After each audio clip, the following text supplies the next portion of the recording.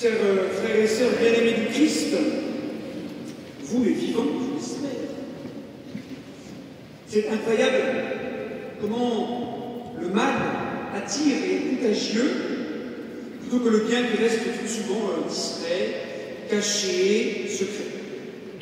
On va facilement être intéressé par les mauvais esprits, les esprits impurs, les histoires d'exorcisme qui fascinent, qui attisent notre curiosité et nos idées mal placées.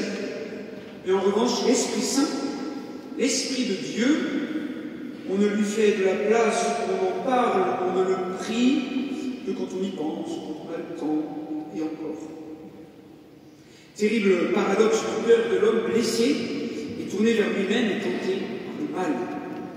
D'où l'importance du baptême et du don de l'Esprit Saint et des grâces de Dieu reçues qu'il faut déployer et dont il faut vivre dans sa vie quotidienne pour choisir l'esprit de liberté, de vérité et d'amour et non pas les esprits impurs qui enchaînent et détruisent. Il y a un combat titanesque à vivre pour chacun d'entre nous, dans notre cœur, dans notre vie, et c'est ça notre dignité humaine et chrétienne la plus profonde. Vivre ce combat, le feu de ce combat. On nous dit en attendant la première lecture, s'il y avait maintenant des lampes de feu et un incendie d'amour qui prendrait, on dirait, oh là là, changement climatique. Mais non, c'est le feu du cœur qu'on va prendre dans nos cœurs, vraiment, pour vivre ce combat. Et voyons cela, chers amis, en parlant de double détente, d'être vivant et de se laisser vivifier. Double détente, parce que le don de l'Esprit Saint, c'est la double détente, chers amis. Le soir de Pâques, donc à la résurrection, et aussi à la Pentecôte. Le même esprit donné 2 fois aux apôtres, et qui dit 2 fois, dit donc aussi de nombreuses fois. Dieu étant amour, il ne cesse pas de se donner. C'est sa nature, c'est sa raison d'être divin. Se donner, se propager, se répandre. Donc il ne cesse pas de le faire. Et l'Esprit Saint, c'est le don de Dieu. Il est Dieu qui se donne. Il est vraiment, de manière personnalisée, Dieu donné. Dieu qui se donne. Et c'est en fait le parallèle promis et accompli de la Pâque et de la Pentecôte juive. À Pâques, les Juifs fêtent leur libération d'Égypte et le passage de la mer Rouge vers la terre promise de liberté.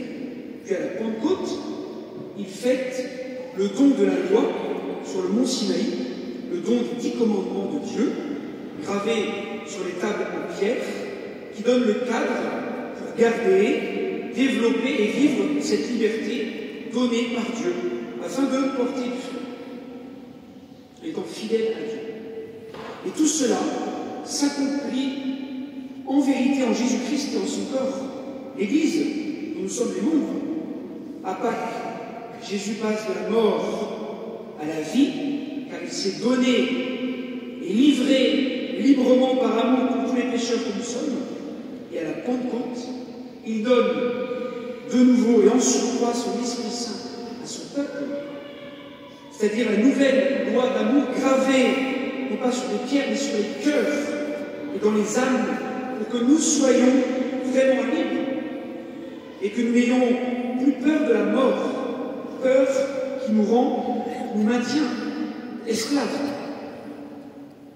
Et la loi n'est pas abolie, mais elle est accomplie, intériorisée, pour qu'elle porte du fruit en abondance. L'accomplissement parfait de la loi, c'est l'amour, dit saint Paul. Et l'amour, c'est l'autre nom de l'Esprit Saint, de Dieu. Cela veut dire pour chacun de nous cette nécessité vitale de laisser l'Esprit Saint nous inspirer et nous conduire. Si l'Esprit vous fait vivre, laissez-vous conduire par l'Esprit, dit saint Paul. Alors il faut être vivant. Deuxième chose. Et c'est tout l'enjeu. L'Esprit Saint est l'esprit de vie, l'esprit de résurrection. C'est lui qui rend la vie spirituelle. Au soir de Pâques, l'Esprit Saint que donne Jésus ressuscité est pour pardonner les péchés, c'est-à-dire pour détruire le mal, le péché, la mort, afin que les apôtres soient vivants et qu'ils rayonnent de cette vie nouvelle en continuant la mission vivifiante de Jésus. Et vous voyez, chers amis, pour moi, c'est l'enjeu le plus important, la question la plus décisive. Il y a 24 ans, à la Pentecôte 99, j'ai vécu un drame familial qui m'a bouleversé.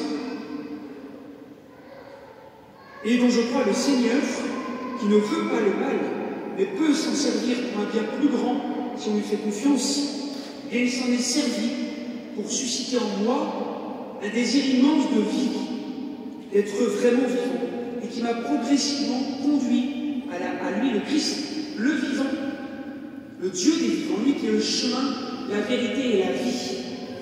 Et oui, c'est Jésus, la source des eaux de la vie. Et si nous voulons vraiment être vivants, et non pas prisonniers, et comme déjà morts dans nos tourments intérieurs, il nous faut vraiment mettre le Christ, chers amis, au cœur et au centre de notre vie, pour le laisser nous irriguer et nous abreuver de son Esprit Saint. Être vivant.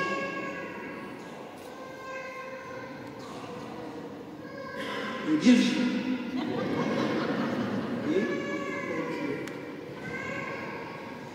Et c'est ce que disait avec force et foi Benoît XVI, quand il précisait, justement, et pour les baptiser c'est important, que la vie éternelle ne parle pas que de la vie après la mort, car la vie éternelle signifie aussi la vie elle-même, la vraie vie qui commence ici et qui continue après la mort. Et il indiquait que les premiers chrétiens s'appelaient simplement les vivants. Les vivants. Et Benoît XVI disait, les vivants, les chrétiens avaient trouvé ce que tous cherchent, la vie elle-même, la vie pleine et donc indestructible. Et on y parvient en connaissant Jésus par son esprit, c'est-à-dire en entrant en communion, ne faire qu'un avec ce qui est connu, le seul vrai Dieu, et celui qui a envoyé Jésus-Christ. Et on ne connaît vraiment Jésus que dans l'esprit. Comme saint Paul le dit, personne n'est capable de dire Jésus est Seigneur, sinon dans l'Esprit Saint. Être vivant. Donc, chers amis, troisième chose et dernière chose, laissons-nous vivifier par l'Esprit Saint. Alors certes, il n'y a plus d'octave de la Pentecôte, comme auparavant. Pendant 8 jours, on déployait cette fête, comme à Noël et à Pâques. Mais rien n'empêche, bien évidemment, de prier l'Esprit Saint de manière encore plus forte toute cette semaine qui commence. Et je vous invite notamment à lire, à relire, à méditer le chapitre 8 de la lettre Romains. Notez. Romains 8 de saint Paul, pour que la parole de Dieu ouvre votre cœur à l'action vivifiante de l'Esprit Saint. Ou bien encore le passage des ossements desséchés, au chapitre 37 du livre d'Ézéchiel. Ézéchiel 8. Et c'est merveilleux le chapitre. Relisez ça, c'est merveilleux. Chers amis, le but de l'Esprit Saint, c'est de nous vivifier, de nous rendre encore plus vraiment vivants. Souffle sur ces morts et qu'ils vivent, demande Dieu à Ézéchiel. Chers amis, êtes-vous morts ou vivants? Là est la question. Êtes-vous mort ou vivant? Accueillons l'esprit de vie. Dieu est devenu homme dans le Christ pour nous montrer le chemin du Père et nous donner l'Esprit Saint.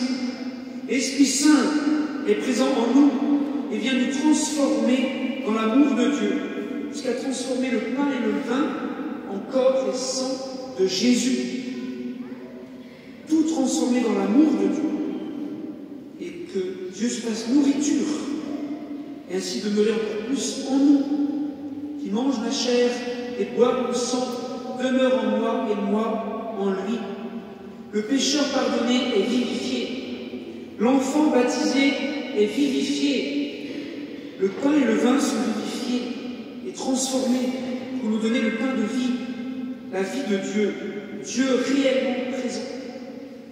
Et vraiment, chers amis, dernier conseil de lecture, Je vous invite de tout mon cœur à acheter et à lire le testament spirituel de Benoît XVI, intitulé « Qu'est-ce que le christianisme ?»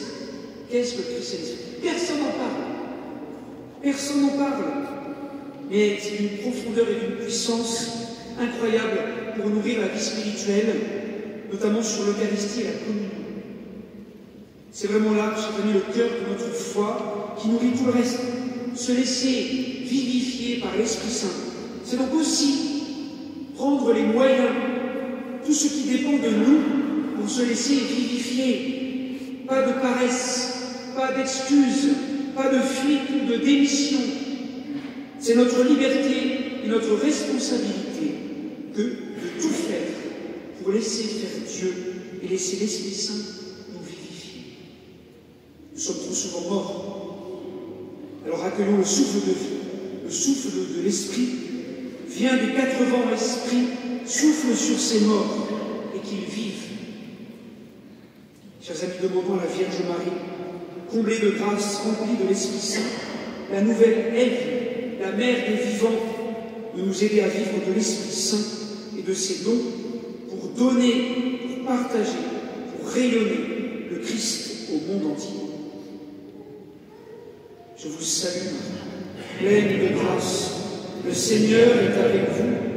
Vous êtes bénie entre toutes les femmes, et Jésus, le fruit de vos entrailles, est béni. Sainte Marie, Mère de Dieu, priez pour nous pauvres pécheurs, maintenant et à l'heure de notre mort.